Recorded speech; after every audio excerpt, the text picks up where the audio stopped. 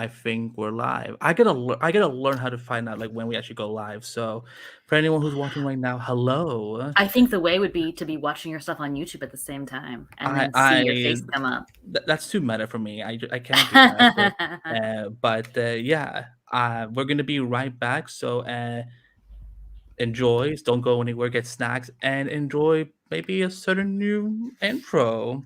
Just saying. Mm.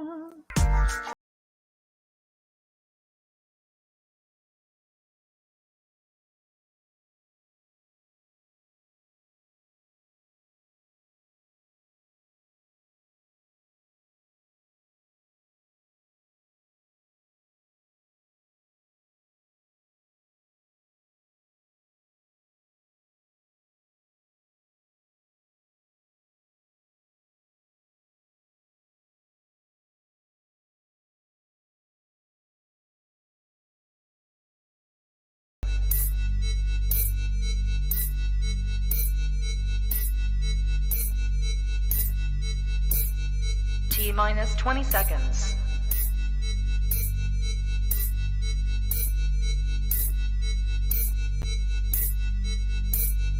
10, 9, 8, 7, 6, 5, 4, 3, 2, 1, 0.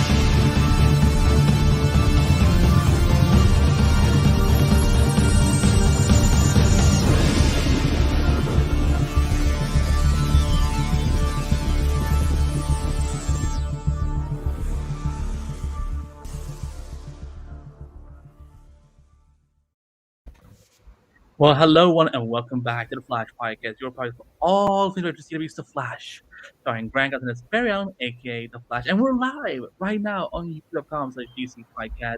Welcome everyone, and thank everyone who's tuning in. It's a week. We know the holiday always crazy, so for anyone who is tuning in, thank you so much. I'm your host, Andy B, as always, and joining me is our entire crew for the first time in, I think, months, with Patty, Lazy, and Breeze. Girls, how you doing today? I'm doing very well. I'm wondering why it sounds like you're underwater, but I would love to really? go to the beach, so I would join you It's there. all win. Podcasting is simple. Hi guys, I missed you. And we Miss you love too. that intro, by the way. I can't say the word intro, but in our private chat that all our listeners can see, we were fangirling out about how cool it looks.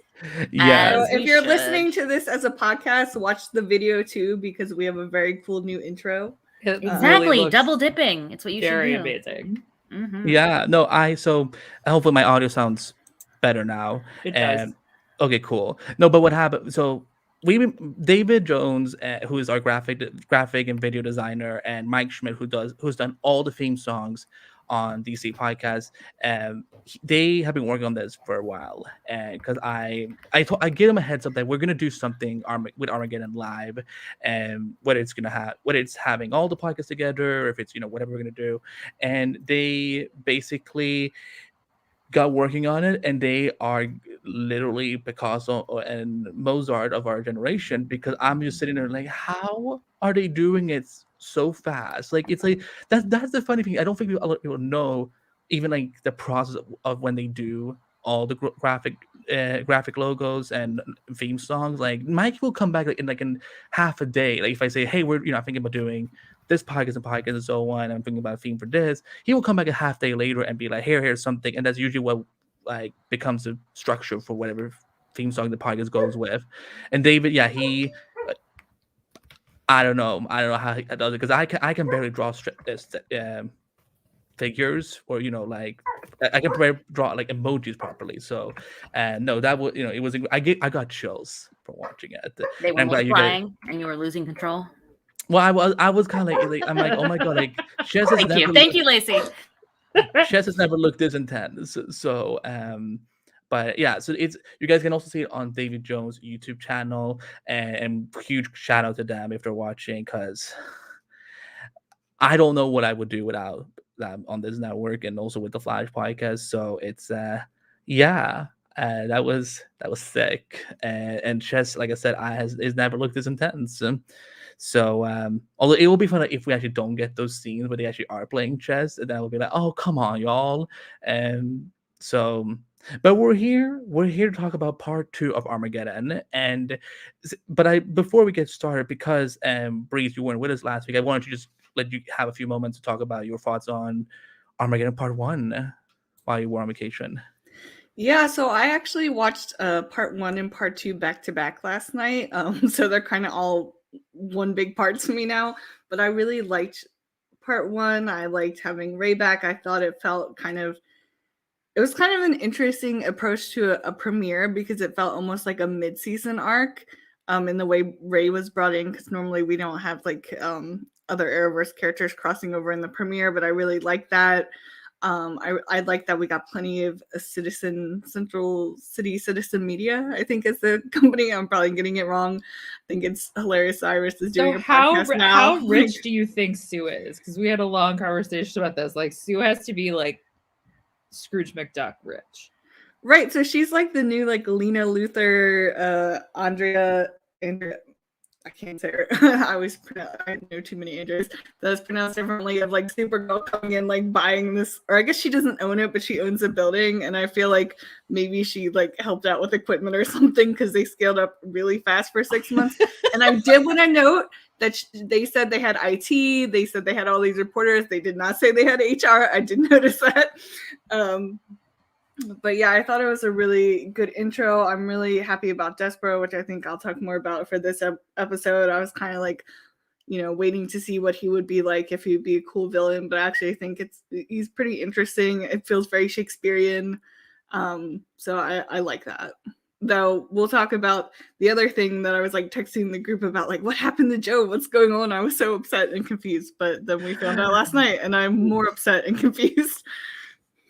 Our group chat can get very hilarious on Tuesdays and Wednesdays, because like when we're planning episode notes, or if it's like if someone has watched the episode and they're just finding out what's happening, and we're like, yep, that's what's happening, or we're like, we are just as confused, or like, oh my god, we're just like excited, or whatnot. Lacey, were you gonna say something? Sorry, I didn't mean to interrupt.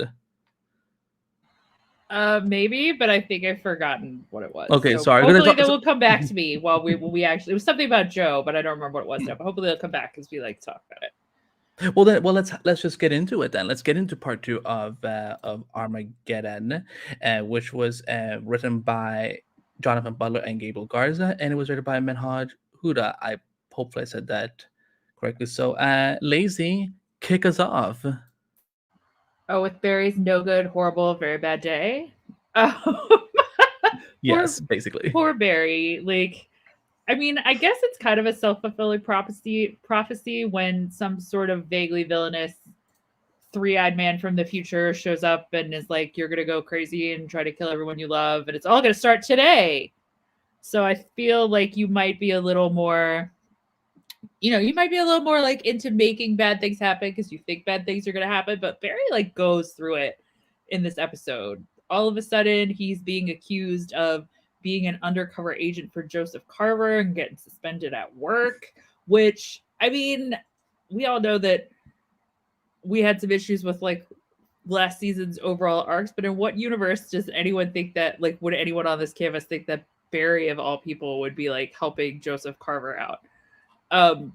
Does not compute.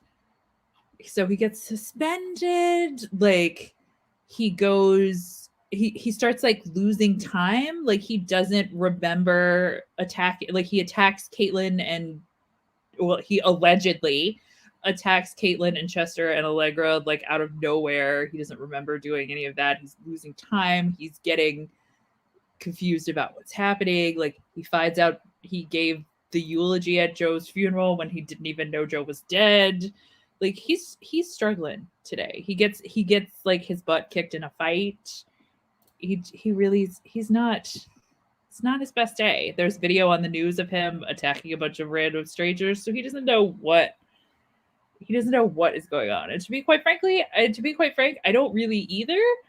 I don't mind not knowing because it actually feels like this story is going somewhere. There's clearly like a lot of moving pieces. Like, oh, also we had to have I can't believe I forgot about this because I actually laughed so hard about it when it happened, was that Star Labs is apparently having a radiation leak of some sort and may actually be a nuclear hazard and has to be shut down, and Barry erases Gideon. Very upsetting. So I mean, clearly like there's something otherworldly, mind controlling, alternate universe-y happening here somehow, because like there's no way, just as somebody who's watched TV before, like there's no way all this stuff sticks, but I truly have no idea what's happening and I kind of love it.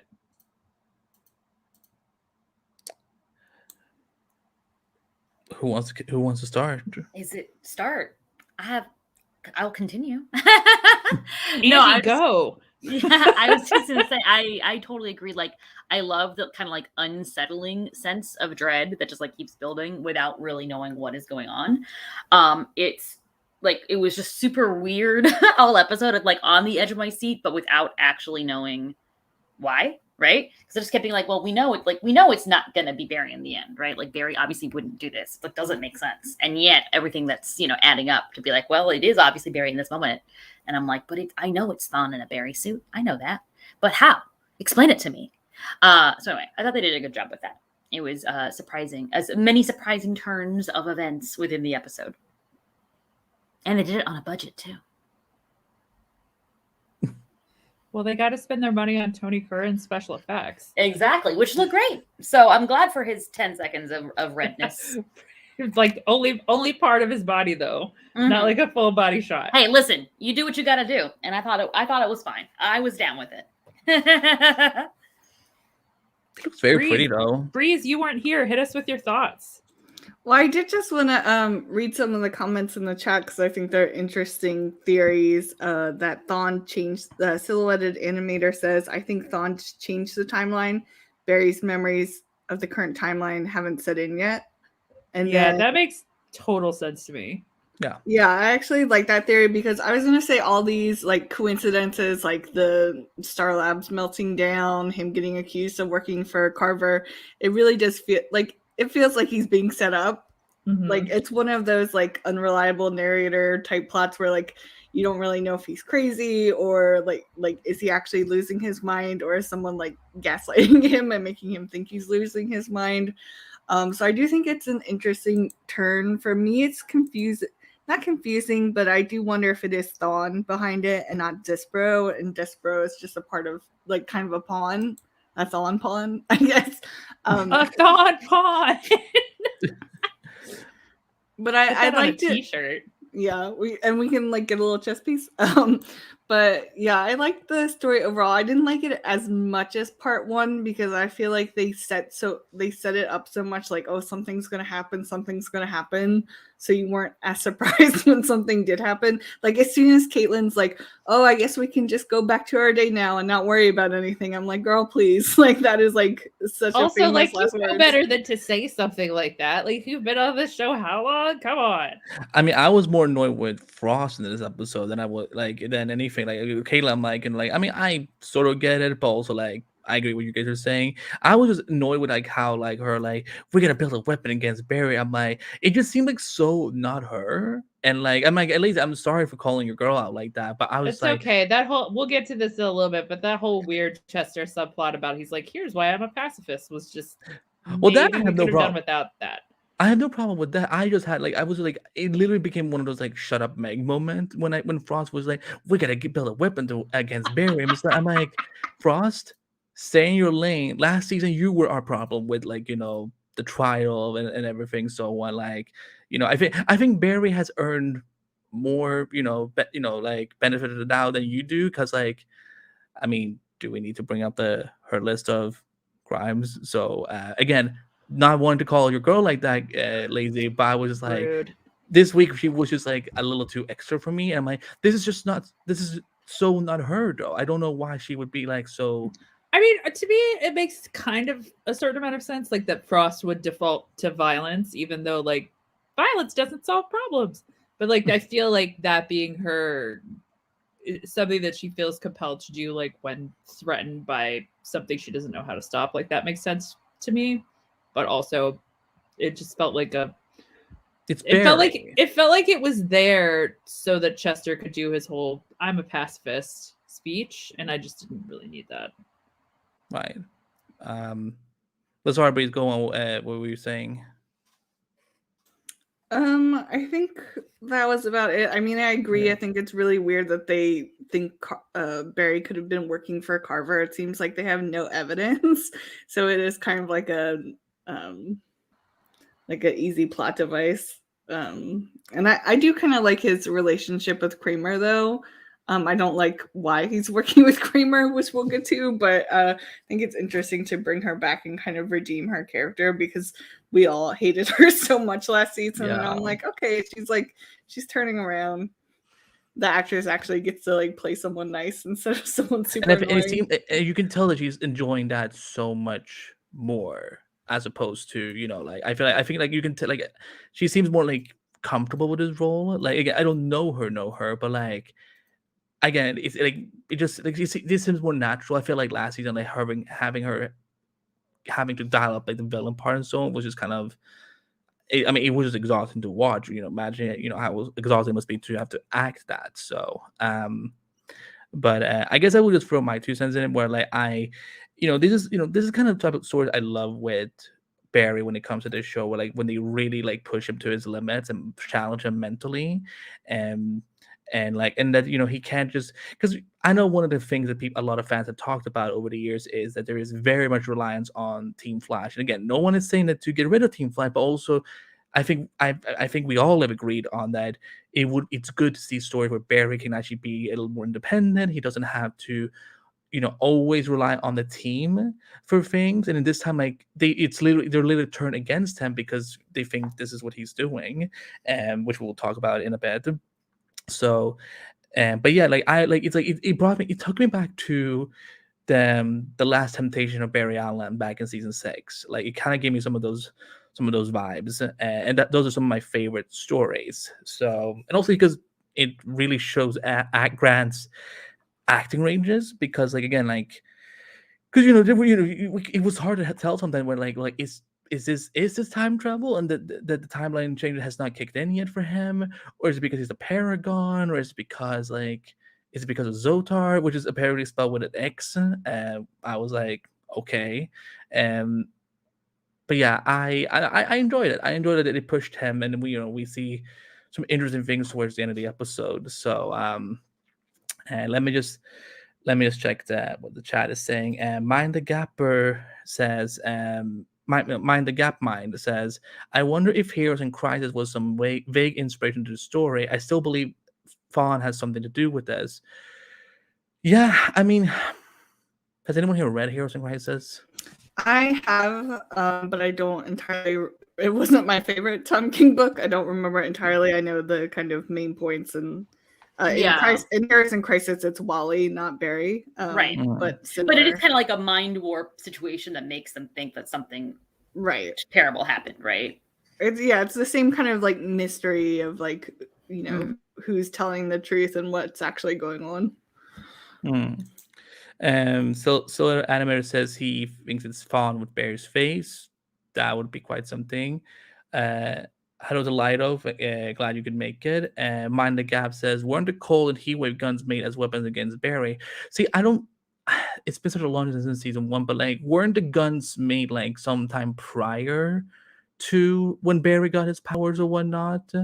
But I know there was a whole when Captain Cold first showed up in on the Flash, there was oh, the gun has been stolen, like why was there a nice gun? And then there were arguments about that. Let's see. Mind the Gap says, I say get rid of Team Flash. I mean, I will say this. I mean, I do think they're getting rid of certain aspects of the team, but not people per se. But we will get there in a moment. So Animator says, weird how Savitar wasn't mentioned. You see, I've been seeing a lot of people bring up Savitar like on social media. So I'm like, I just don't see the connection to it. I just don't see the connection to, Savitar. I mean, in it's this evil story. Barry. I guess it's like, there was a version of Barry in the future that did turn evil and turned into Savitar. Although I have to admit, I read someone somewhere say something that I was like, this is the truest thing. I was like, none of this, like, Nora and Bart didn't say anything about this event that happens, 10 years in the future, which is after their future. So clearly, like, something has gone funky. Well, I thought this happened in 2031, though. Yeah, but aren't they from 2040 something? No, they're they're from 2049. I mean, but they would I don't think Bart would have been born yet. I know Nora would be, like, she would still exist at this point. I think, like, as a kid. Well, no, I mean, like, wouldn't if the versions that come back to this is time travel, man. Don't think about it too hard, because wouldn't the Nora that came back to our present know whether or not Barry went crazy and like wiped out a town? Well, I think that's what kind of lends to the theory that this is some sort of alternative timeline or like mind warp trick thing, because like it literally in the first episode he says like, oh, it's, or I don't remember, it was 1 or 2 since I watched them back to back. He's like, oh, it's nice to have them like pop in and stuff. So they're still seeing them. They still exist in like this fake timeline. But yeah, so like to me, it's like this has got to be some sort of ruse or lie or alternate timeline. Yeah. Or to your point, they would have said, "Hey, Dad, you go," or they wouldn't have even been born. Right. Because they wouldn't have been like, "Hey, Uncle Joe, I remember nothing. You're dead." Also, because you're dead. Exactly. Silhouette Amber says, maybe since Savitar was erased, so were memories of him. No, because they've talked about Savitar since season 3. But this could be another crisis thing. Lido says, okay. Lido, I will get back to this comment when we get to the Joe part of it all. Lido says he agrees. He says, good point, Lacey. I don't know which part it was, but I think it was about the whole like the kids are from further in the future, so you'd think they would like clue their dad in that he was about to have like a breakdown or whatever. But in general, we should always agree with Lacey, because she does make good points. I mean, I agree with that. So yeah, and I agree with you. So it's a paradox.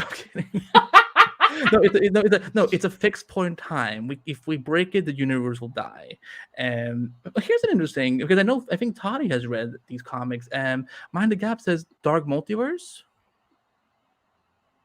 I don't know what Dark Multiverse is. I don't know what that means. I think this is a Dark Multiverse. That's like the Batman who laughs. And stuff, oh, okay. Right? Right. Like this could be like leading to a Red Death storyline. Sure. Except I don't know if we've already discussed it here, but I feel like because he said Injustice at the end of the episode, right?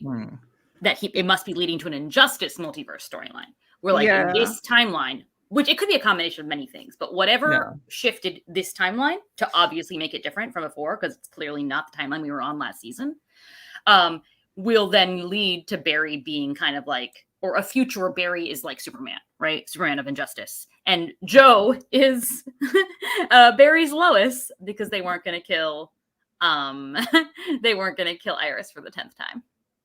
The Dark World is where everything can go wrong, not just Batman. So yeah, there you go. But I say we go forward, and then we can go back to some of these comments. But again, thank you guys for so much for tuning in and keeping the chat alive.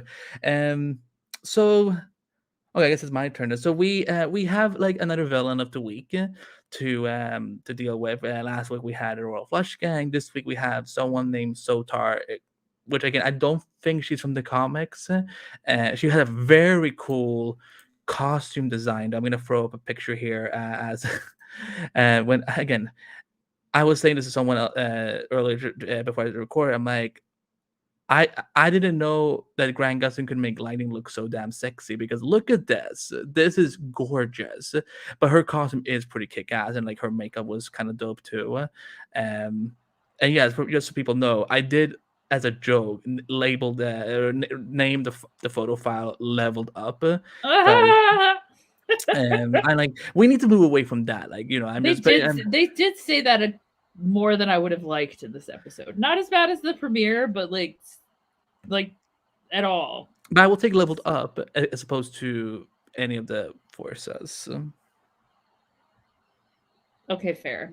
Yeah, I'm lazy. I'm giving you my virtual hand as support. Like, I got you. I understand the pain. It's like literally anything except the forces. Yeah. Like, I love Speed Force, but like the other force, I was like, I don't need to hear. Like, it's like how Supergirl's final season mentioned the word totem, you know, like 10,000 times in every episode. And speaking of Supergirl, Miss Alex Danvers showed up through a Zoom call, or whatever Starlabs has. Starlabs Zoom. I actually really Zoom like with an S.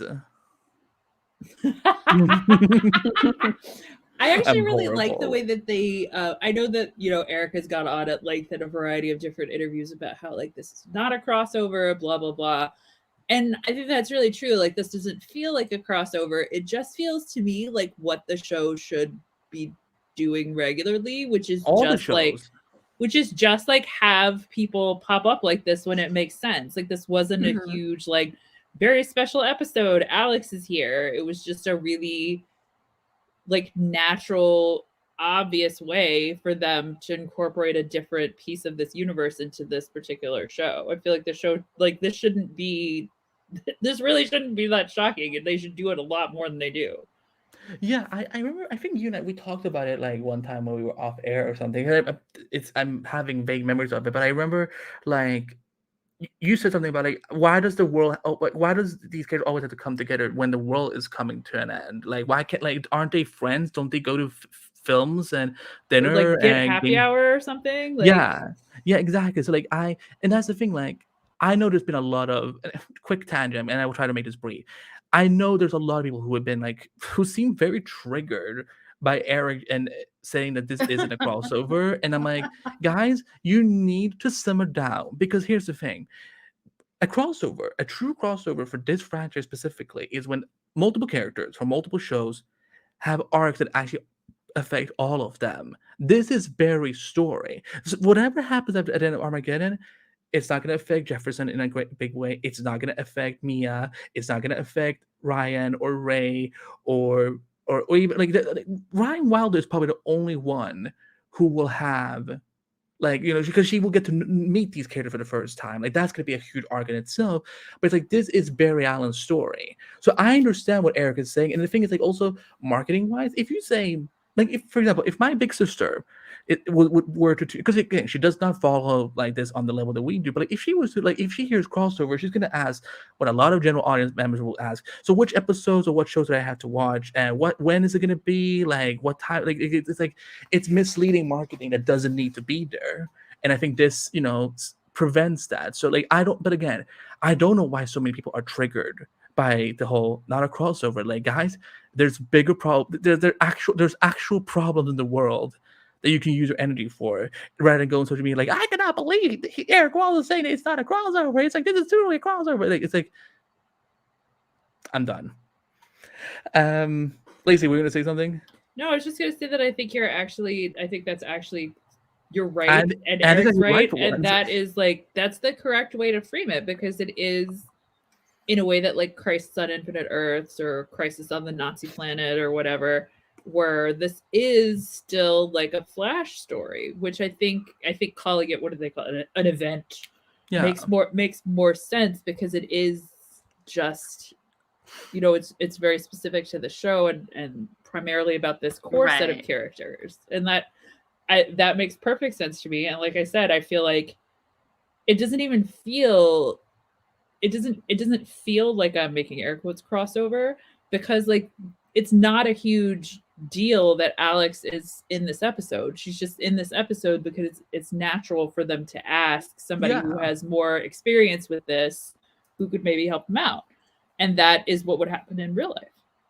Yeah, like when you're friends with people, like that when you're especially after Crisis, because they kind of established that in this reality, that in this new Earth, they've known each other for longer than even like that we have seen them. So like yeah, like and that's why I'm like especially because they do film in the same city. That's why I'm just always surprised. Like, how can they just not have like someone make a phone call and we just hear their voices or something and be like, hey, like it's like I don't know who here saw the final Black Lightning, but there's a point where Barry actually runs over to Freeland and gives them like some sort of like machine from Star Labs, but we never see like Barry swoop in or something. And, Jefferson just says, "Oh, I know a friend in Central City that can help us," and then cut to another scene. We have that, but we see Alex. We find out, and she kind of gives her knowledge about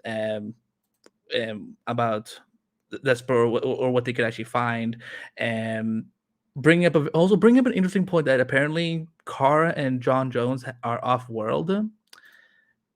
That's well, I mean, imagine getting hired as an editor in chief and already being off world. But I guess since everyone now knows she's Supergirl, so but Lacey, let's start with you. Like, what did you think about Zotar, and anything you else want to say about Alexander? I agree too that her costume was really awesome, and I actually hope they bring that character back at some point during this event because it felt very unfinished to me. Like her involvement with this episode, like. I don't know that I feel like it was concluded really. Like they were just like, well, she's in Iron Heights. Okay. Right. Especially for her powers to be like relevant to what the situation anyway, makes me like, well, shouldn't something be going on? It kind of actually reminds me of how they dealt with the Royal Flush Gang last episode, where I kept waiting for there to be a connection. There was no connection; it was just over. And I was like, oh, it's a little weird because these episodes so far have really felt like Flash episodes, even when they're part of like a larger arc or graphic novel or whatever you want to call it, like they still, each episode still usually has a very clear like through line of like, this is the villain of the week and this is what's happening outside of like the larger umbrella arc. These episodes feel like they don't even really need that, and I think it's kind of a waste of time to bother with stuff like the Royal Flush Gang because it doesn't like it just feels so superfluous to the rest of it. Unless it's going to come back around in the end. Like maybe there is a way that they'll connect the dots. But right now, I was like, okay, bye. Bye, Zotar. I did not know you spelled your name that way. Thanks.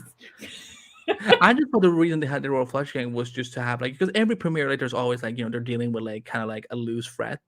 Like in season 6 they had one of the Godspeed clones and a black hole and so on. So I thought it was like, oh, this is kind of just to kind of start off like where they are right now after all these months later. But it would be cool if they do tie it back somehow. But Lacey, go on. If you're still I noticed that. I was like, I'm just talking into the void. No, I think that covers me on this plot line. All right, Bree, let's head over to you. What did you think about Zotar? I mean, I think they worked really well in context of this storyline, though again, it feels like Barry's being set up by someone. I did want to note that they are from the comics. I Googled it. They were a JLA. Well, she was a he in the comics. They were one of the first villains ever faced by the JLA in The Brave and the Bold number 29 in May 1960. So I don't think they're really a Flash villain, but they have appeared in DC Comics. And I am guessing because of their power set, they fit in nicely into this story. I agree with earlier points that it's nice to kind of see Barry have to do things not on his own entirely, but there's like a point where he's kind of at odds with Team Flash. They don't really trust him, so to speak, until they do. I like the Alex Danvers stuff, though. I'm still like processing the Supergirl finale, so I don't want to think about Kara right now and her life.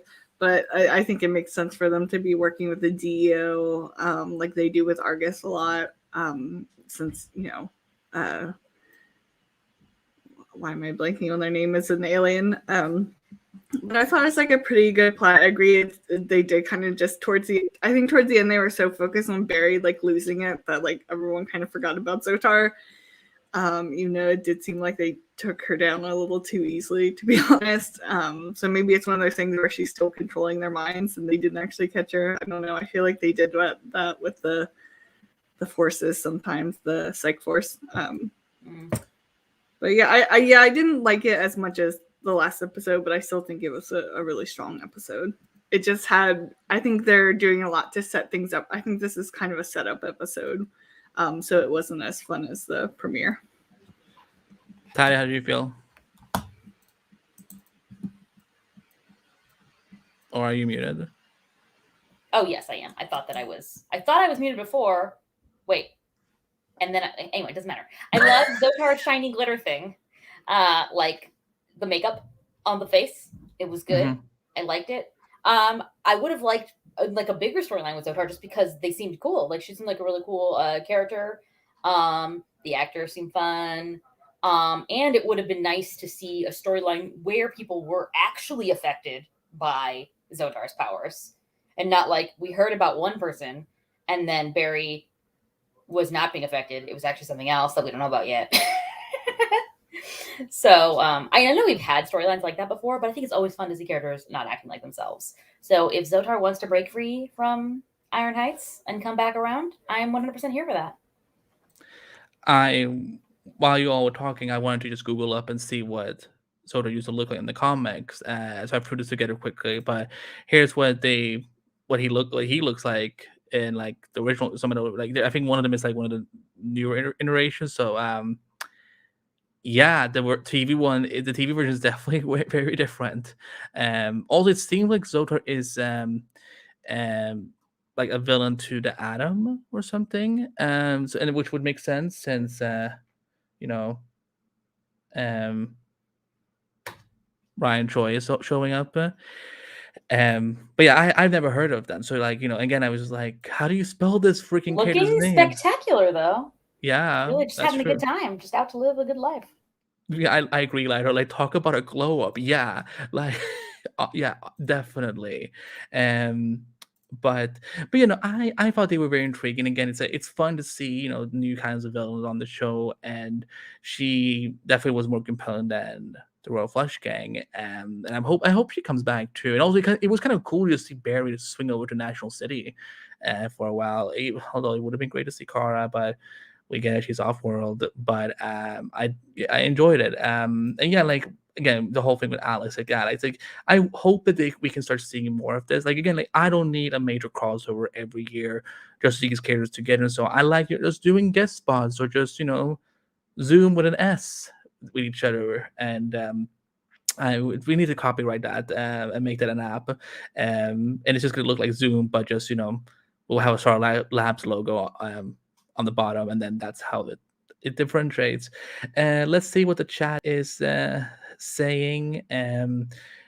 Let's see. Or maybe one of you guys can speak to this because I haven't watched the show. Could Iris's new hair color be like a fringe thing? Red hair Olivia versus blonde. LOL. I'm just trying to. I love that. No, idea, that's actually a really good idea because there was like Fringe is great for anybody who hasn't watched Fringe. You should watch it. It's like so good. But there is an alternate dimension, and there's two versions of Anna Torv's character, and which sort of universe is Olivia you're looking at because one is a blonde and one is a redhead. Let's see, I'm gonna Google this just because I haven't watched the show. I know I'm terrible. It's so good. Like I can't even tell you how much I cried in the series finale. Okay, it's really well done. Blonde. Oh wow, that's cool. Well, the show has John Noble, so I may have to watch it. Oh, it's the best. It's like I love him. That's the best role he's ever had. I think Walter Bishop is incredible. Let's see. Lyra also says, also want to say I'm really digging the twist and the overall quote-unquote vibe of this event. Definitely reminding me of season one. Like, yeah, I've seen that too on social media. There's the people feeling a lot of season one familiar vibes, which I'm happy when people are just happy, instead of like picking the show apart like crazy people. But we don't have to go anywhere with that. There's so much Fringe chat happening in our chat right now, and it is just making my heart grow 3 sizes. I love you guys. Maybe Peter and Walter. Maybe the villain shows up later. Says Mind the Gap. Let's see what else. Yes, listen to Lazy and watch Friends. LOL. Let's see. Mind the Gap says, fun fact: DC made alternate universe comic covers for Fringe. Wow. Oh, Well, that would make sense because Fringe is a Warner show, right? I think. I It's don't on know. Fox. I know it was on Fox. Oh yeah. But it still might have been. It still Yeah, might because have Right, been. it might be Gotham on, was Warner on Brothers. Fox. Yeah. Let's see. It was on Fox Yes, because it it was was one of the Warner's. few shows like Fringe that Fox didn't cancel immediately. So that I- was good. I do have like I have vague memories of like when they announced that they were putting it on Fridays and everyone lost their minds. I'm like, but Small was on Fridays and it did pretty good. So like, chill out. And I don't know, maybe when we get into our extended hiatus, maybe we do just a Fringe watch and you get like we did with Harley Quinn. We got to get back to Harley Quinn as well, or something. If everyone is down for it, I think that could be fun. But okay. Breeze, Is it time to talk Yeah. about the thing? About the thing, and The Thing. I'm gonna Yeah. make everyone angry by throwing this up. Uh-oh. Oh, that's an attack. Yeah, I'm gonna try not to curse since we're live, but Oh, what wait. the F? Well, I mean, I think that's obviously the biggest clue that it's not our timeline Real? because Yeah, there's no way exactly. that will not stand. No, well, someone pointed out that apparently they've already said in it. I think even in our interview with Eric over the summer, he said Joe would have because we were talking about Cecile and Joe, and I think he said they would have a storyline together. Yeah. So unless this is what he meant by together, like very tangentially. I can let me look up the quote. Just you talk amongst yourself because I'm also now curious what he said because it's been a while. Because I since mean, we- I've seen stuff like that. I've seen some variation of that in a couple of other interviews over the past couple of weeks Yeah. too, In and fact, it just Mhm. it doesn't seem. It does not seem real. Is Right. what I will say. There's definitely But no way. They definitely anyway- wouldn't send Joe off screen in between seasons. I know if they were going to do that, we would see the funeral because they would be like, everyone cry. Especially just not to be- after having Jesse sign back on. Like we know he signed on. Yeah. And just to be clear, since this is going to be audio too, we showed a picture of the RIP Joe West. He is dead. We find out at the end of the episode that the reason they've been so weird about talking about him or him not showing up is that apparently he died 6 months ago before the start of the premiere. And that's why Cecile's having a hard time.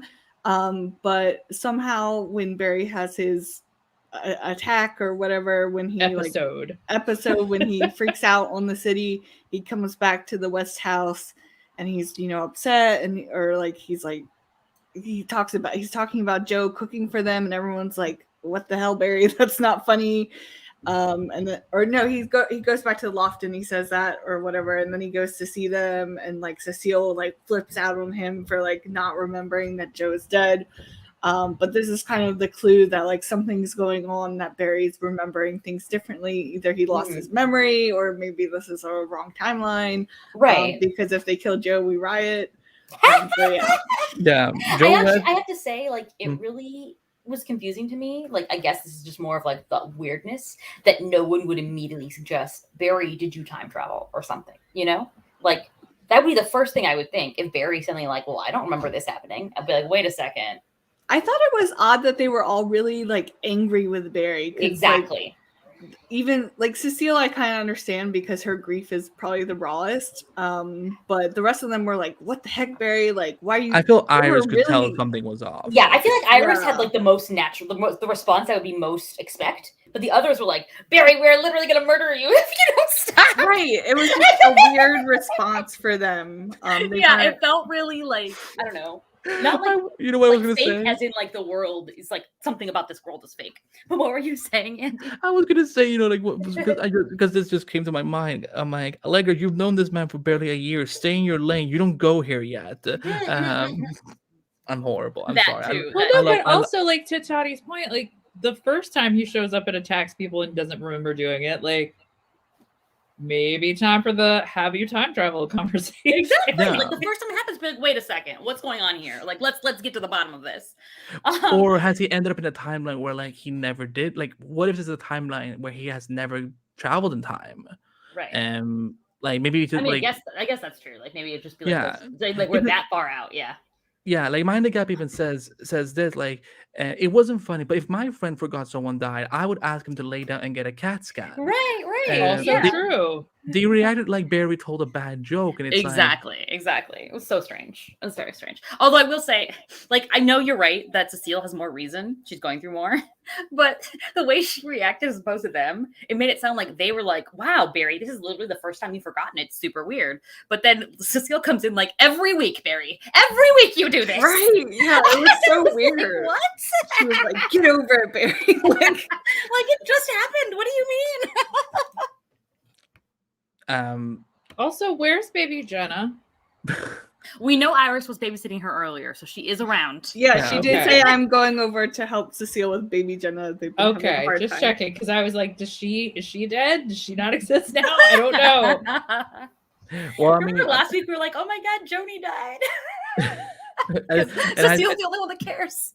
I still went like, in my mind, I went, who was Joni again? And I had to remember, oh, she's the one that. Because my only bad takeaway from her was that episode, the whole hashtag feminism episode. Yeah. But again, just for the record, I am not going all like, oh my god, like female agendas, whatever. Like like, listen, I'm proud feminist, whatever. It's all good. I just thought that episode was very, very forceful the way they did it. Like, and Joni did not make it any better, honestly. So yeah, that's why I'm like, every time you all bring Joni up, I'm like, she has another daughter that we don't know about. But Yeah, I fully forget she exists like for huge swaths of time, and then one of you will mention her, and I'll be like, stripper, right?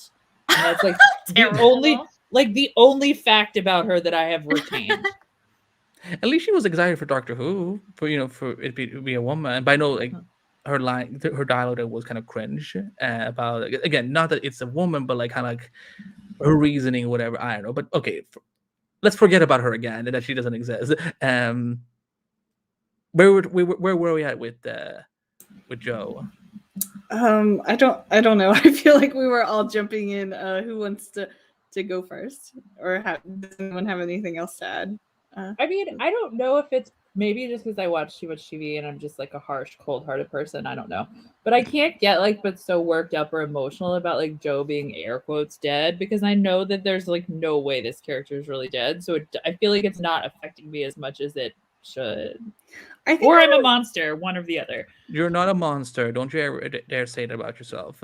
I think I was more mad how they played it, like, because for the first episode, I wasn't here last week, so my theory was like, because Chester's like, oh, it's like he's dead to her, dead to whatever. It's like, oh, is undercover and he can't like contact his family, and that's why Cecile's upset.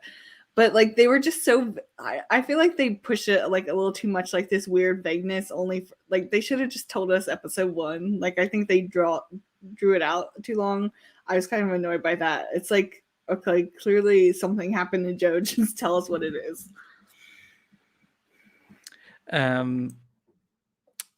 Lazy, were you done? Yeah, kind of. I feel like I said, I agree though with everybody who feels like that the fam's reaction to Barry was a little harsh. Yeah, now because I did talk to Tade like when that had happened, and I was like again because she was like, why is Cecile being so extra mad at Barry? I'm like, let's talk about this tomorrow when we record. And then like I'm like, so now I'm thinking like, and then I'm talking about it like, yeah, you know what, she was being a little extra about it. But I think it does add to like the weird like tilted side. Like it actually like also kilter. Made sense because I thought Cecile was kind of acting weird last week and she's still acting weird this week. So at least like there was a purpose to it other than it was Cecile all along. It was Cecile all along. Cecile's mind powers are going haywire. That's what's going on. Also, shout out to Agatha Harkness' show finally happening because we love the Catherine Hahn. She deserves all the best in the world. That is true. If that song is not the theme song for her damn show, I will storm into Kevin Feige's nominated. The Grammy nominated song. It has to be. It has to be. If he doesn't, I will storm into Kevin Feige's office and be like, "Boy, listen to me. You guys produce an amazing song, and you're not even gonna put it on a weekly show. What's wrong with you?" As if I know where Kevin Feige is, and as if he would like ever listen to me, or as if he wouldn't have any, security. No, Feige's fine. I'm literally kidding. I just want Agatha all along to be playing. Taddy, you want to talk some Joseph before I go? Well, what is the just before you go? No, before I go about my yeah, thing. no, I understand. It sounds like you're leaving. You're like, all right, I'm out. Talk some Unless Joseph before you go. unless Kristen Kramer gets announced as series regular, like I will not leave the Oh screen boy. again. Oh boy. Oh boy. No, it's I not know. gonna I mean, happen. I just think that it's probably smart to use Joe, precisely because that's like the next closest bond that Barry has. If you're not going to use Iris, you might as well use Joe. However, I feel like the way that it, not that it failed, but like it didn't build as much anticipation as it could have. Like we did not understand that it was Joe that was being referenced in the first episode, is because Jesse L. Martin has already been so not around for so long, you know? Ever since he had his back injury, he has understandably taken a step back. And so he has not really been the one who has been there in the scenes with Barry giving him his advice. Cecile has taken that role.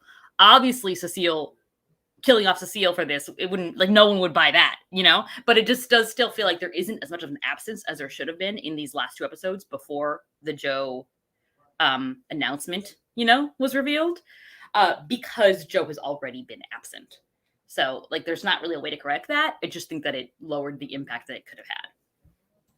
Well, I saw it because you were so brilliantly live tweeting last night, and you're talking about like how like so I think you were responding to someone to a fan who was kind of wondering what was going on, and you said like like he's just getting his well earned well-deserved Vacation. rest. Yeah, exactly. Yeah. Exactly. No, but it's like yeah, like I not that I don't know what Jesse L. Martin's like personal life is like after that back injury, but like maybe he just can't work as much anymore. Well, yeah, that's what I'm saying. Like, there's no way around that. It's not like I'm like saying they should have brought him on there to be a big part of the last 3 episodes of last season. No, but because there's no way around that, it did reduce the impact of Joe being the one that is quote unquote dead.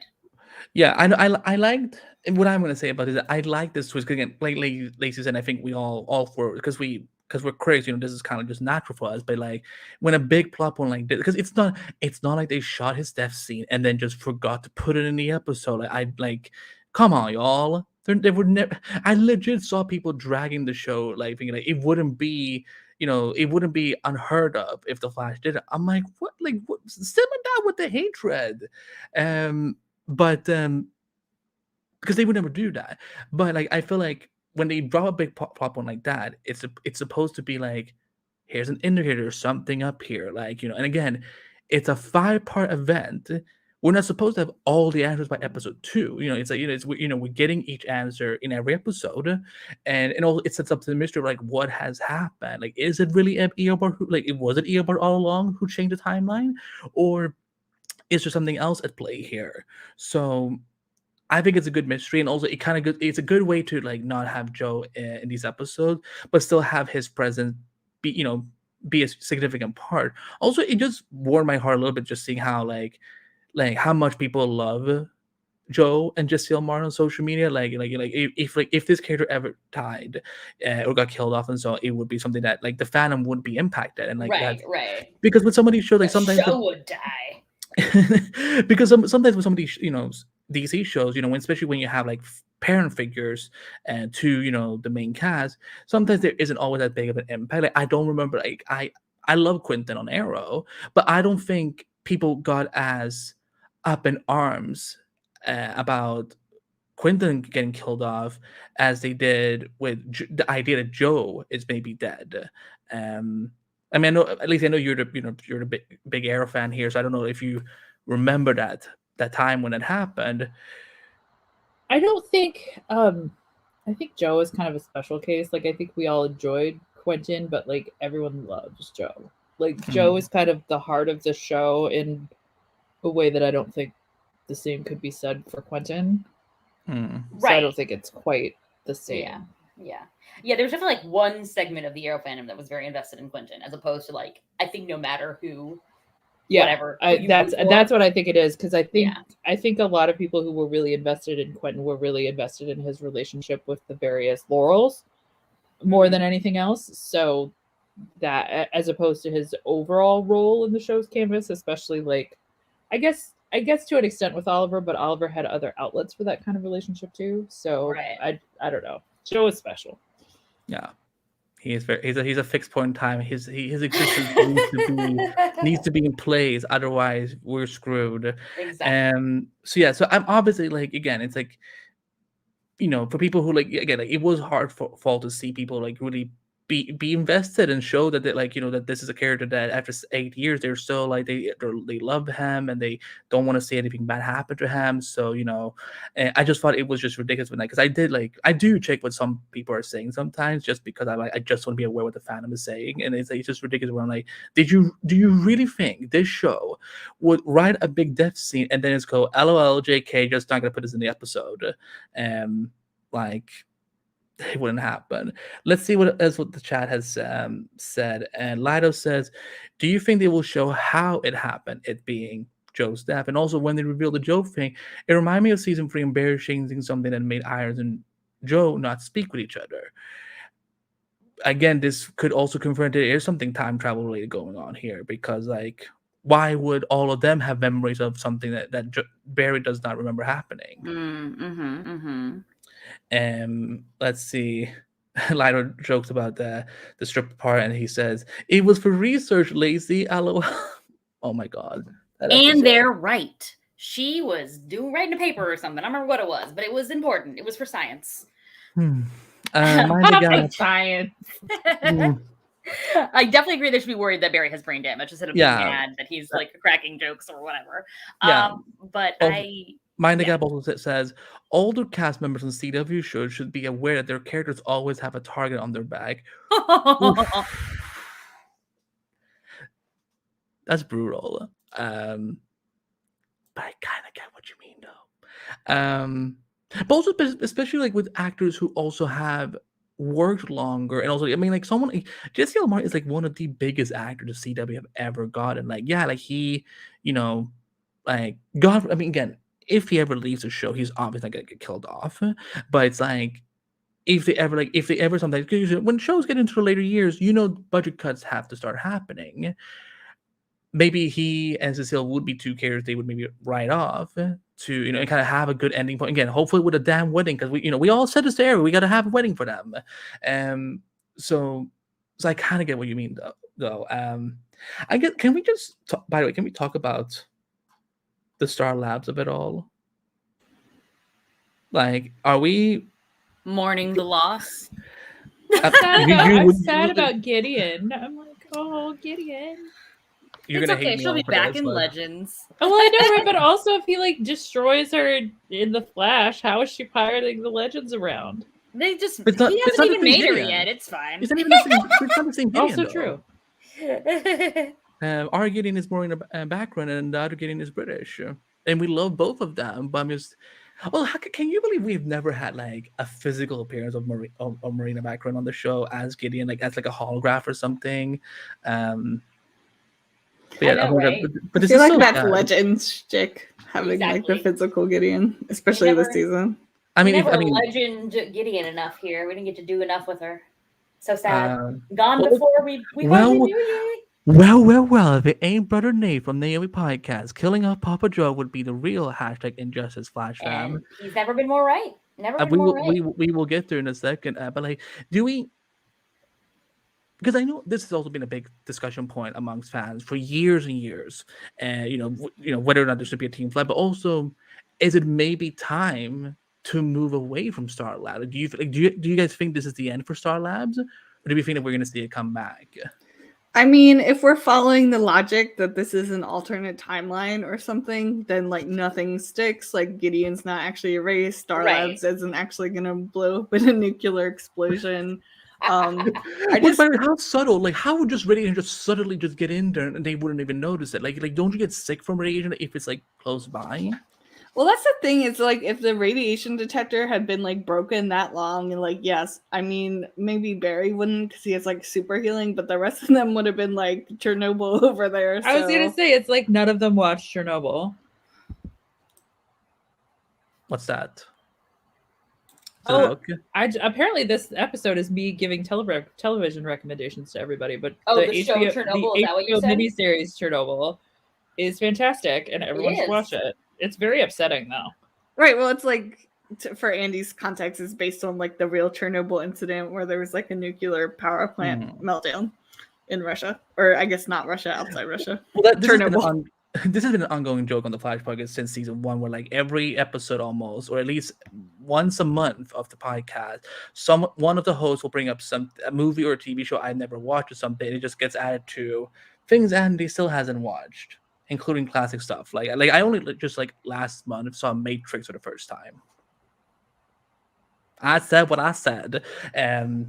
But this is a Keanu loving safe space. Listen. Did I trash on Keanu Reeves? I love myself some Keanu Reeves. As we all should. As all right thinking people should. Exactly. Yeah. Wait, if there's actually people who hate him, then we gotta go after them. I feel like he may be one of the few celebrities who don't have haters. I've never heard. I know, how could you? It would be like hating puppies. Like... Right, exactly. I mean, he's amazing. Well, Lizzie, what do you think? Do you think we're done with Star Labs? Like, do you like? Because again, even though this is weird timeline shenanigans and so on, what if there are some things? I'm kind of torn. I don't think we are, because I think that set serves too many purposes. Like, I think it's too complicated for them to keep figuring out reasons to be at like the loft or Joe's house to do their Team Flash stuff. So I think it makes more sense to have like a base for that. I wouldn't mind it getting like a little bit of a refresh, though. I feel like it's mostly been the same kind of bunker look for. Hold on, I'm texting Sue and just making some. Yeah, it'd be like, she's got so much money. Well, also Barry is confirmation, by the way, that Barry owns the building, because when the cops came in, he's told them that he owned Star Labs. Well, Wells left it to him, right? I don't know. I feel like we all sort of assumed that, but I feel like confirmation. I remember season 2 in the premiere, like he got the inheritance zone, because that's something tied up with like even like on our road trips to cons, we would always make fun of like, how is Barry so rich, but still feels the need to go to work and whatnot. Well, he did go to work for like 2 years, so he's just going to work again now. Yeah. No, he's really rich, is what I'm saying. I love that for him, though. I love that for my Barry Allen. Toddy, what about you? Like, because I know you and I, it sounds like me and Toddy like just like talking like every day. All the time. All the time. Yeah. Like excluding everyone. Toddy hates how I call her once an hour, and then I'm like, I have this theory. Once an hour. Once an hour. So what's the question? The question is like, do you think this is gonna stick and so? Because we've had discussion about. I mean, I forgot. And so I thought in my mind it would stick, and I was like, we won. But then I was like, no, we did not win. It's not going to stick because this is fake world. And especially the way that it like was taken from them is just so weird that I wouldn't expect that to stick. Like, so yeah. I'm gonna offer a counter proposal because I do think counter proposal. Yeah, like because I get that they definitely they cannot be like the Mind the Gap says, they can't plant everything in Barry and Ida's kitchen. Yeah, and also can we just can people stop showing up at their house all the time? Like, let them just be by themselves. I was gonna say that exactly in Mind the Gap. Like, can they just use Hollow just as a base? Because here's what I'm thinking. When you as you and like again, maybe I'm looking too much from a production standpoint, and maybe I'm even wrong in the way I'm saying this, but I imagine it being more expensive to use Star Labs as opposed to that big hall, or like just at least the exterior or in the interiors.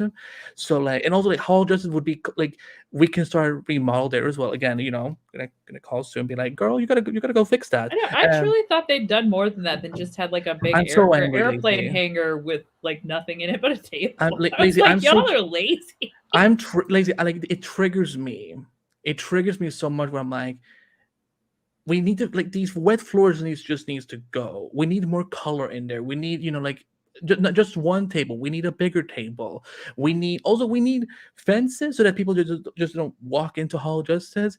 Like I love that set so much. I'm just like, come on, Barry, like get your mess together and just fix it. Like again, like call your girl Sue and just be like, girl, you gotta fix this for me. I don't know how to fix things. I only call. He doesn't need her money. He has money. But she's probably richer. Also, he needs to start trust funds for Nora and Bard, or something, or save for their retirement. Or Barry's just gonna reset the timeline every time and just be like, so yeah, me and Iris will never grow old. But yeah, I think that moving away from Star Labs could be interesting. I don't know if it's gonna happen. Like if it's again like part of this fake world or else world. Pulling a little DC connection there. Like if they, if it's gonna stick. If it doesn't and they move to something like a holodeck, I won't be angry about it because I think it could be a nice change, or who knows, maybe they can use the holodeck as like if let's say if there's a spin-off one day with Barnor or whatever, like which I would love. Like let's say if they do that, that could be their new headquarters in the future or something. But like, but I agree that there is definitely like there's a time clock, there's a ticking clock with Star Labs. I feel, also it is just weird being there without Cisco. Like Cisco was the heart of Star Labs, and I would say Cisco and Caitlin, because I do I love that these two were together from the very beginning, and that they're like what makes Star Labs. And now I'm just like, and we're just like in that one room all the time. It feels so. But I guess we have one more plot point. So Toddy, you wanna take us to the D story? If we can call it a plot point. So it turns out, maybe we knew this before, maybe like when Chester and Allegra speak, I just don't hear the words. But it turns out that Chester is a pacifist. And so he is very upset when Frost asks him to make a weapon for Barry, or to help Barry, but it'll hurt people, which is something that has never happened before in the history of the Flash. The Flash certainly does not hurt people, and no involvement in hurting people occurs when you work for the Flash TM. So Chester is very conflicted about this. And then Allegra, beautiful, pure soul that she is, speaks to him in D&D language so that he can understand that it's okay to stand up for himself and his very important pacifist beliefs. So how do we feel about this? I have nothing, there's nothing wrong with being a pacifist, by the way. I think that's super cool. I just thought it was so random. And I was like, how are you working for the Flash on a team of heroes if you're a pacifist? Like, what kind of pacifism are you preaching? And it is a little weird, I think. Not that he's a pacifist, I have no problem with that either, but also you've made a bunch of stuff. Right. And none of it was used to hurt anyone? Right? Okay. All right. So there we go. What did y'all think? We can start with Breeze. Yeah, so I agree. I thought this was kind of random. I feel like I just wish I feel like a lot of times Chester and Allegra scenes will be together, and I do like them as scene partners, but it's not really integrating them into the main storyline. It's kind of like, okay, what do we do with Chester and Allegra this episode? They give each other pep talks. This is not the first time this kind of interaction has happened. They kind of take turns doing this. It just seemed really unnecessary, and I wanted to acknowledge it because it is not a huge plot line, but does come up in a couple of different scenes, but it just felt very strange. I mean, I just feel at this point, Allegra and Chester are established members of the team. We shouldn't keep having these kind of storylines where they have to establish themselves as characters and what they stand for. It just feels very forced at this point.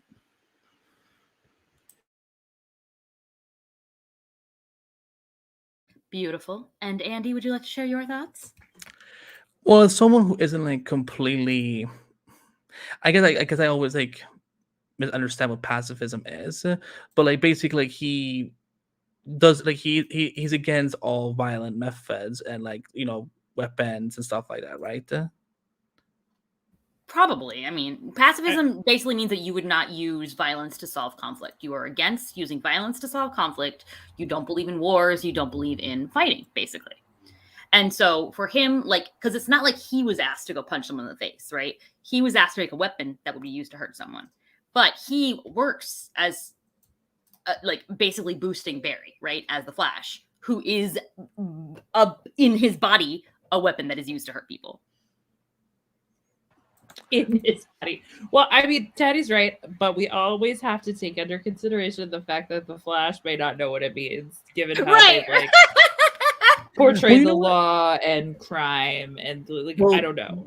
I think in the world of the Flash, they assume it's sort of a do no harm kind of non-violent vow, but it just again, as per usual, Taddy is right, because I don't know how you square that with like Chester making all these gadgets that literally, like, just because it's hurting bad guys doesn't make it not hurting them. Well, like, you know what? Okay, here's what I think of when I hear this is that, like, because it's almost kind of like with like almost like where you in with politics, like how you can like sometimes be like in the middle, like, you know, you're not, you know, and we're not gonna get into political discussion, but like how you could be either left or right, but like maybe somewhere in between. Like what, like maybe the way I see it now, the way I'm thinking about it is that maybe Chester is more comfortable with making gadgets and technology that can neutralize threats, not hurt them, not kill them, but stop, you know, take away their powers temporarily so they can get, you know, arrested and taken care by the authorities and so on. Like that's one thing versus like, here, can you build this ice gun for me, or you know, like something that will like literally, physically, and mentally hurt said individual. I don't know if that makes sense, but that's the way like I could buy it. I mean, it makes sense, and I think that that's what they're going for. I just thought it was funny. Yeah, but it's definitely good because I agree with Breeze that it's like we've spent now almost 2 seasons with more than 2 seasons with them, and it's like I don't need to have these like major big revelations anymore. Yeah, it's still good to get to know these characters and so on, but like I know where it had a place in this episode, though. Right. Or I feel like it's something we should have gotten to know beforehand. Like that's something that you introduce about him naturally as the story progresses. That it gets, you know, it becomes a part of the story in little ways, and then you have an episode where that is tested. Right. It's weird to have that tested in the episode where you learned about it. Right. Well, he took over from Cisco, who was like the weapons guy. So this could have been a part of the discussion of him feeling pressure to be the new Cisco instead of being shoehorned in at this point. Exactly. Yeah. I don't hate it. Like I don't have any major issues with it. I like, you know, I'm neutral about it. I'm like, okay, it's, you know, good. It's good to know that we noted about Chester, but also that the timing could have been different. It just feels like they needed to give him something to do this week, and so they just like pulled this out of a hat, and it doesn't necessarily like fit right here in this story for me. Do you mean the timing or the plot itself? The timing of it, I think, because I agree with like this probably should have come up earlier when you took over from the dude who made weapons, but whatevs. Let's looking at the chat. Lido says I shipped them. LOL. We talked about. I shipped them too. In fact, as you guys probably saw when I tweeted, I was like, "Is this compulsive heteronormativity or is it chemistry? I don't know, but I'm shipping it." Also, Lido says Tati coming through with the logic. LOL. I mean, she does. Sometimes I think about like how much we think about the show versus like the average person, and I'm like, this is probably not normal. No, I mean, hey, now we are hosts of the Flash podcast, so like, I think it's just natural. You know, there could always be a podcast where like the host barely pay attention to what's happening, and I'm not gonna say anything more about that. But okay, so one final thing, if I, you know, I just want to talk about this because again, I had questions about the way they marketed it. So, well, we didn't know Alex was going to be in this part. Our boy Chris Williams, aka Jefferson Pierce, aka Black Lightning, showed up at the very end, and he, you know, Barry is freaking out. He is at the Hall of Justice. He's not obviously for some reason he's not freaking out about how messy that whole place is, but you know, one problem at a time. But Black Lightning is there and says, you know, you look like a mess, and he asks like, what's going on, and Barry says, and this is how the episode ends, he says the word injustice. Injustice. I was really looking forward to this conversation because I need you guys to like tell me why this matters, because I don't know. We're here for each other, and we will get you through injustice. Injustice. I guess it's a video game. Yeah, oh wow! Foley would have never guessed that ever. Yeah, so it started as a video game, ironically. Or would you like to explain the story, Andy? No, I just want to. I mean, because I don't want to take away you talking about the video game because it's like, well, women can talk about video games, and I don't want to come up as that at all. So like, I don't think that was gonna talk anyone to- was going to think Oh, I've been political legitimately- messaging behind. I have you explaining it. I've literally been labeled like, But basically, women silencer. But I was just talking about like, well, the fun seeing Jefferson again and how like he was just there already. Like he was like, I sense a presence in the lightning force. So that, did like- Barry? I got the impression that Barry invited him there. He's like, my team doesn't seem to be keeping up. I need to go to someone else Right, to help right. me out.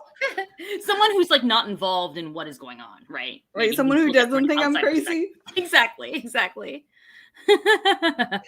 Well, I think the reason I had like I was a little like about it. I'm not not really angry. Like, because again, I'm just happy we're getting Chris back in the Arrowverse because I still feel it was a shame that Black Lightning got canceled after only 4 seasons, and you know, but like but the thing was like I felt that based on that the way the photos were coming out and that the synopsis, which I will even bring it up just for reference, and the Flash seeks help from Black Lightning, then about this person, and then at the very end, Barry doubles down on proving his innocence by a devastating revelation from Iris. From Iris.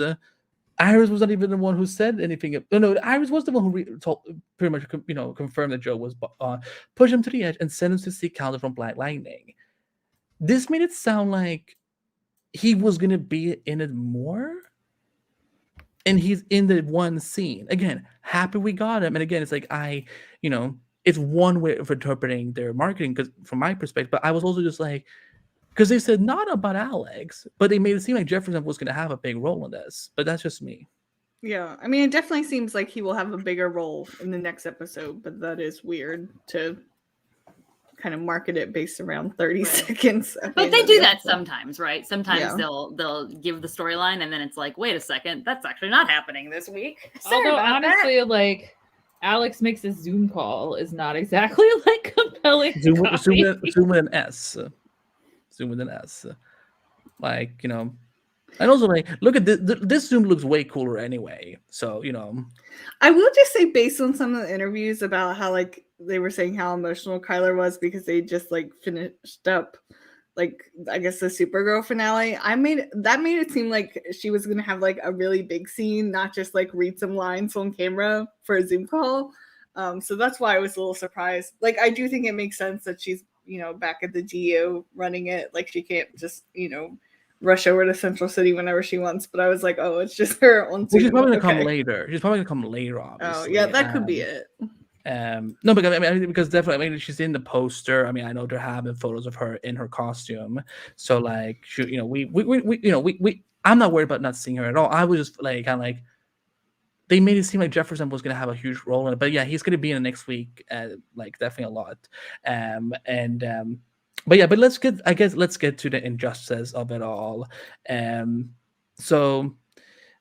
Tati, if you want to continue, I didn't want to interrupt you about no, it's fine. I mean, it's not like how can I explain it? But it's yet another storyline in which Lois is murdered. I think the Joker tricks. Yes, I know. I think the Joker tricks. Why can't I think of his name? Clark, Superman, into killing Lois. While she's pregnant with their baby. So it's like just like literally the worst. And so then Superman just goes like crazy. He goes crazy after that. And he eventually like basically establishes himself as like dictator of the universe. And so now you're just like living in a crazy fascist society run by Superman. And you either like the superheroes either have to get in line or just like get out of town basically because no one can stand up to him, right? So right, and the resistance is led by Batman. Yes, of course, Batman leads the resistance. And so then it's just like 5 years go by. It's like you're 5 years into this mess. And then finally, I guess resistance is going to get to do something. And then you just basically play as Batman or whatever. And you level your way up to fight Superman and restore justice. Well, you get to play as other characters too. You get to play as other characters too. It's 2 games, and then there's a ton of comics that kind of go before. There's comics that are set before like the first game, comics, and then in between the games. And then I think but one element is that they bring in Superman from another like multiverse to like stop the evil Superman. So there's an element of that too, which so maybe our Barry was brought in without his knowledge to another universe Well, where I'm- there is an evil Barry. yeah, I'm kind of thinking that either the evil Barry came over from the other Earth, like the crazy Barry, or vice versa. They brought him I feel over. like it has to be our Barry in the crazy world, otherwise Joe would really be dead. Yeah. No, that's a good point. But that's what I was thinking in terms of Injustice, that it is that element of it. Because otherwise it doesn't, like, I don't really know how you square those things. Though again, it's not a straight adaptation, so they could just be taking elements of it. But it could be like I do think that what it is that the world we're in, or the situation where Joe is dead, is the Injustice situation. And then of course our Barry is still our Barry. He's not the Barry that has done all that. But then why would it take him 10 years to start unleashing like Armageddon then upon Central City? Well, I think that it took 10 years for it to blow up so much that like the world ends, kind of thing. You know, like maybe he was making it progressively worse. Yeah, because I think eventually like Darkseid tries to invade, or I don't know, and like it's a lot of comics. The and levels I have them all, going, but it's like it just gets keeps like getting more worse and worse. convoluted. They're really good comics. Like Tom I haven't Taylor played the Tom game, Taylor but- writes it. Yeah. And we love Tom Taylor. But okay, so Lazy, how your first knee-jerk reaction to That's all well, of my it? first knee-jerk reaction to Injustice was like, I bet that means something, and I don't know what it means. And now apparently I have learned that it means a lot of things that I was unaware that it meant. Well, luckily you don't have to see Joker because Clark kills him. So like, don't worry. Like, you would probably yeah. I mean, we're not gonna have Joker in this anyway. But like, if you were to play Injustice, you would not have to put up with the Joker for that long. So I'm more excited. I was really excited to see Jefferson again, not just because I like that character, but because I think it's a really good sign that like these characters can still have a place in this universe even after their shows are over. So I hope that holds true for characters from Supergirl. From every year, I'm like, this will be the last season of Legends, and it just like never is, which is fine. I love Legends. Legends can run for forever. But I like the idea that because this is a shared universe, that means just because Black Lightning is over, or just because Supergirl is over, that doesn't necessarily mean those characters have to be over. So that was a nice. Granted, he was in the episode for 0.2 seconds, which is lame. But I'm assuming he'll get more to do next week, and I'm excited to see what that is. well, also like one of your other faves, and the subscription of episode 5 of Armageddon came out today, and that brings in Mia Queen. Yes. I mean, honestly, like I have no idea how, like, where Mia fits in any of this. I'm excited for it to break my brain, explaining to me all it says is how Mia from the future, in I think what is a different timeline or Earth, is in this timeline and Earth. So I'm sure it will be very straightforward. Of course. Yeah, no, but the description, like, she seems like she's gonna have a huge part, like, role, because she basically comes in from the future to, quote unquote, looking to save a lost loved one, and she will let anything stand in her way. I'm stoked for this. I'm excited too. I want everybody to be like, we should have made the Canary Show, because you should have made the Canary Show. Yeah, Anyway. I was so excited to see more Laurel and Dinah now that we're not at each other's throat anymore. And also Julian Harkavy singing every week. I mean, we could have had it all. We could have had it all. A moment of silence for Green and the Canaries. Anyway, so but Injustice, Breeze, what do you think they're doing here? Like, do you think it's just because, again, I mean, Eric is a comic book fan. I don't think he would just be like, I'm just gonna put Injustice here and not realize its meaning. Or what do you think is going on here? Great question. I have no idea. Like I know Injustice the story, but like in terms of how it fits into this, I'm still like not sure, because there's just so many moving parts with Despero, and then just calling it Armageddon, which was its own comic storyline, but this does not seem at all related to that. It's just a lot of different pieces moving. And to Lacey's point, no idea how Mia is going to fit into this, other than she's coming from the future, so maybe it's a feature in a different multiverse. I don't know. So yeah, I'm really curious to see how they tie this all together in the next 3 episodes. I think the first episode it's like, oh, there's Ray, and hey, there's this new alien. The second episode it really goes kind of bananas. So I can only assume it's going to get more bananas from here, but I'm excited. Talia, what are your feels on this? You know, I feel like after all the talking we've done about Injustice, it's gonna be real weird if it turns out to not be Injustice. But and he really just meant, man, I hate Injustice as a general concept. So, but I am very excited for what is going to come next. I think I like that it's kind of taking its time to get into the storyline, really. But I do hope that the next 3 just, you know, get a little more expansive in terms of the scope. Yeah, it's funny because I really thought earlier this season on Super Low that they were gonna do Injustice. Like at first, I thought they were doing Crime Syndicate because before we knew he was Giant Iron, I thought that Captain Luthor was the Lex Luthor who did marry Lois in the comics and gave birth to Alexander Luthor Jr. from Earth 3. And then, but based on other things that happened, I thought, oh, maybe Superman Lois, they're going to do Injustice this season, that where, you know, there is this other Superman on Captain Luthor's Earth where he did lose Lois, or, you know, something, he lost someone and he snapped. But then we saw what actually happened, which was still also a cool storyline. For me, if they do Injustice, I mean, I just think that people need to be prepared. It's going to be significantly different. Like, it's not going to be exactly like the comic or the video games, and like it will have like this will be their version of Injustice, and I think that's okay, because you know, if they're doing a straight adaptation, that means that everyone would have to be involved, and I feel that that's a good arc. That's the type of Injustice that's better off for a crossover like Crisis.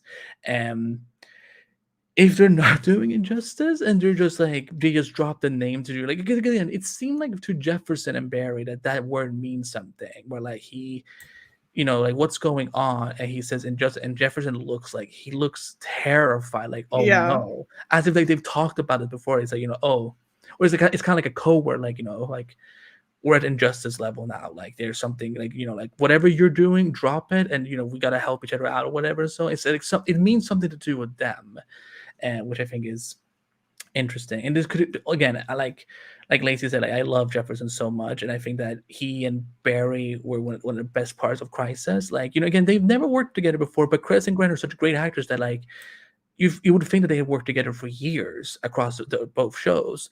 So I'm very intrigued where this is going. But it was funny, like when I watched the screener, and like I'm like, the East Coast and West Coast are going to lose their mind when that they get to that final second. Like because I wasn't live tweeting, but I was keeping an eye out on my tweet deck and be like, here it comes, it's gonna come, and like, of course, everything is in caps, all the type of hilarious gifs.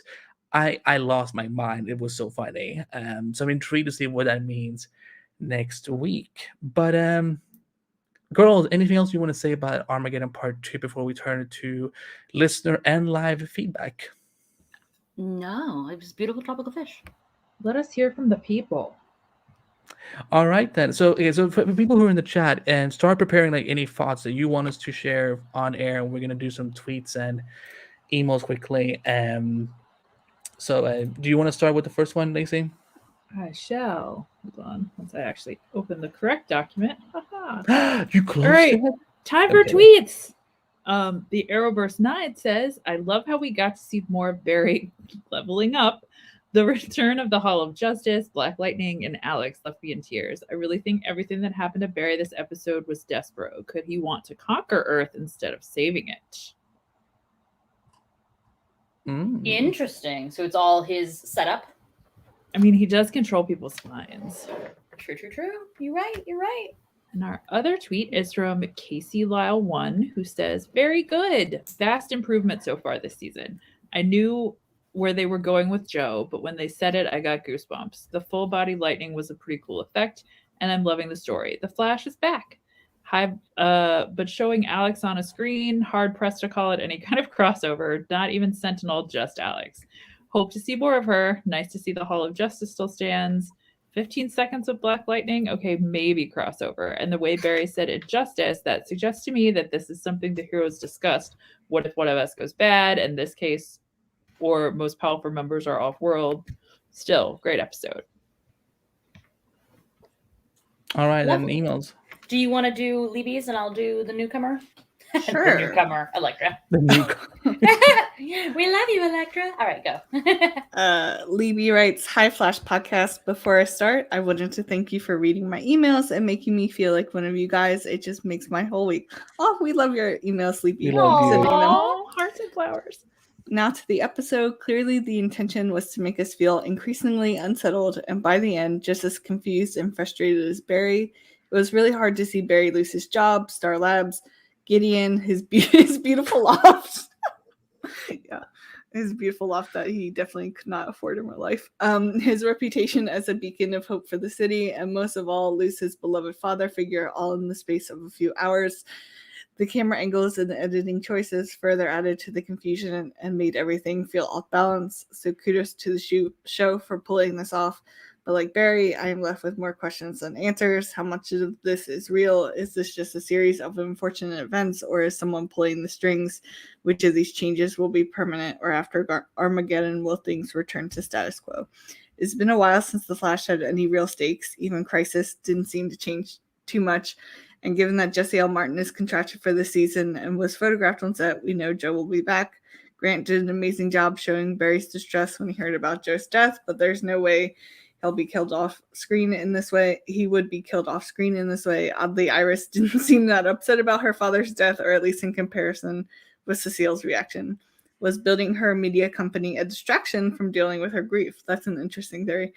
Has Barry been in denial this whole time? I'm really curious to see how the story will unfold and wrap up. Will Nora and Bart's timeline remain intact, or will the future be permanently altered?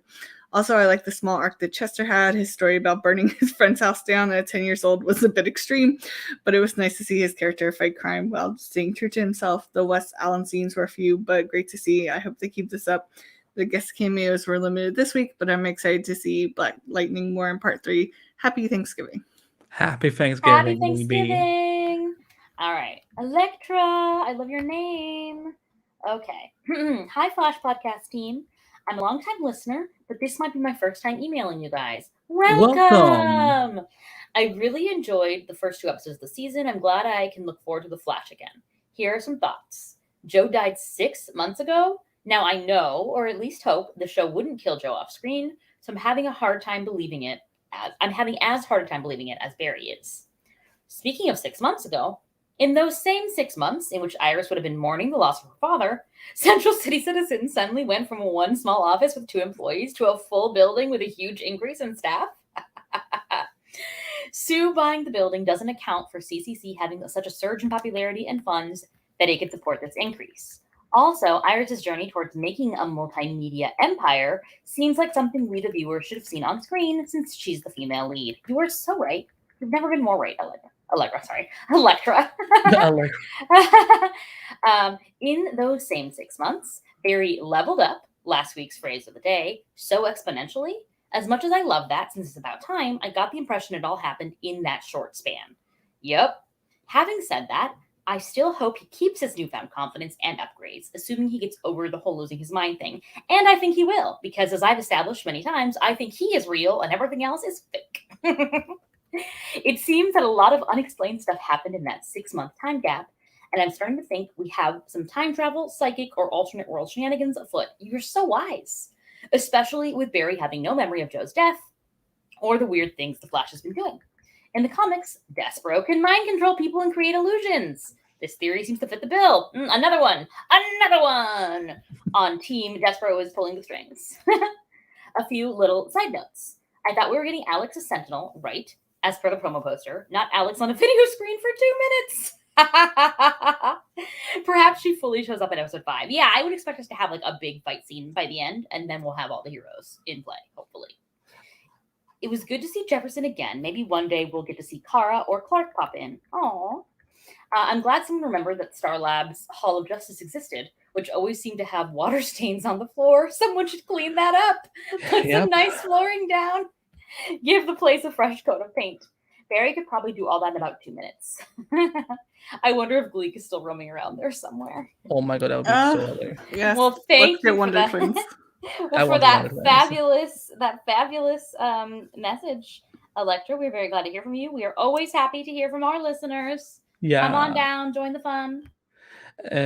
Just a quick comment about what she said about bears leveling up and so. I mean, like, yeah, I mean, it is a little funny how so much has happened in 6, but also like when you see a shot like this, like this is what I love about the Flash, where like people, because it's so easy to miss, construed Barry or the Flash in general as like, well, they just run really fast. No, they can do so much more with that, and it like again, it was really cool. I really enjoyed that. Yeah, no, but Electra, welcome. We look forward to hearing your emails whenever you send them in. So, and everyone, thank you so much for your tweets and your emails. You can always do it at the Flash Podcast or email the flashpod@gmail.com right after the episode is aired and until the time when we record, which is usually 6 p.m. Eastern. Let's look in the chat before we wrap things up. Lido says, I really like what Eric is doing with this event.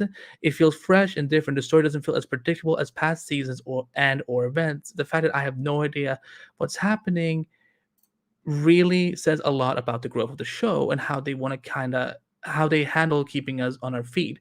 The actors are definitely giving their all, and it shows. I'm just happy we back, baby, and can't wait to see how it all wraps up. And then level up. LOL. I did also went to check and like we will definitely be seeing some Sentinel in the Flash issue. Armageddon's Part 4 synopsis mentions Sentinel being part of an epic battle that's happening. So don't we will see them. Like I don't think we're gonna see all 5-6 players together, but like there's we're gonna like everyone who's been announced will obviously show up in some form or fashion, and so it will be fine. It will be fine. But yeah, I think that's gonna do it for us. Again, it feels like it's been a while since all 4 of us together, so I'm happy about this. A Thanksgiving miracle. Oh, Yeah. Let's hope that miracle sticks. No, I'm kidding. I know everyone's been. No, I'm kidding. Kidding. I know it's not that often where we don't get to record with each other. It's true. It's true. Like it's like 1 or 2 free times maybe per season. It's like very spread out, so it's all good. But let's do some quick plugs and then we're gonna wrap things up. So Breeze, where are you at on social media and your other projects? You can find me on Twitter at Breeze Riley, the MarvelReport.com, where I have a Hawkeye review up, and Telltale TV. Oh, I love that. Hawkeye Also, review. go watch Hawkeye. It's on Disney. It's so good. Now. So good. Lacey, what about you? Where are you on social media and your other projects? I am at Lacey MB on Twitter. That is LACYMB. And I write a ton of places around the entertainment web, but I always tweet my byline, so that is the easiest way to keep up with what I'm writing about these days, which includes The Flash and Star Trek Discovery, and I have a bunch of stuff in the hopper about The Witcher season 2 in a few months. I'm so ready. Exciting. I'm so ready. That's all. And this would be at Den Geek, right? A couple of places. Okay. But yes, okay. All right. Look at little Miss multitasker. I know, right? Tati, what about you? Where can people find you on social media and your other projects? You can find me at Marcella's Ear, MYRCELLASEAR. And I will retweet Screen Rant interviews and or tweet them myself if no one has made a tweet for me and say, please, sir, feed me by clicking on this link. And probably not watching the video, so you don't have to see my face, but reading the questions and the answers. Thank you. You can also listen to other podcasts from with an accent called Papa La Carte or Ladies with Gumption, where we discuss all of the DC TV ladies and their gumption. And that's all I have to say. And you can find me at Behbakht on Facebook, Twitter, Instagram, YouTube, Twitch, and Vero. You can also find me as a host on the Titus and Doom Patrol podcast. And you can also find my work at Screen Rant and the Mall Report. So, but in terms of this podcast, we're going to rework these plugs eventually. But if you want to find the Flash Podcast, you go to flashpodcast.com, or you follow us on social media at the Flash Podcast, Facebook, Twitter, and Instagram. If you want to send us some listener feedback or questions or thoughts or anything about the Flash or DSTV or something for us, email the Flash Podcast at gmail.com, like Libby and Electra did. And you can subscribe to the Flash Podcast on a bunch of places, including our podcast, which if you want to, one great way to support the podcast, and because we know you guys are, our numbers have gone up like insane in the last 2 seasons, and we know you guys are enjoying it. If you're enjoying it, go leave a 5-star review on Apple Podcast, because it does help us so much. Like, when the higher reviews we get, the higher we get on the Apple Podcast store, so that more people can find us and enjoy us talking about the Flash and so on. So that's one of the best ways to do that. So we're listen to us wherever you can listen to podcasts at. And remember, we're part of the DCTV Podcast Network, where we have amazing podcasts for Flash, Let's Tomorrow, Titans, Doom Patrol, Batwoman, Stargirl, Superman Lois, Green Lantern, Justice League Dark, Naomi, DC After Dark, and maybe something else. We will see at dcpodcast.com, and we're on Facebook, Twitter, and Instagram at DC Podcast. And last but not least, subscribe to our mega feed on Apple Podcasts, Stitcher Radio, Google Podcasts, and everywhere else you listen to podcasts. And I think that's going to be it. So, girls, we're halfway through almost. So we're going to be back next week. And next week, because just so people know, we were going to... Oh, sorry, Lacey, we're going to say something? No, I was just ready to chime in by actually unmuting my mic for once. Okay, sorry. No, I was going to say, I know that we were supposed to have some of the Black Lightning podcast hosts on this week, but because Jefferson was just in the one scene, you will see some of them next week instead. So we're going to have fun with that. So tune in. The link to the events in the video description and on our website. So, but yeah, until next time, I'm Andy B. I'm Tatiana. I'm Breeze. And I'm Lacey. And we'll see you next time on the Flash Podcast. Take care, everyone. Happy Thanksgiving. Bye. Happy Thanksgiving.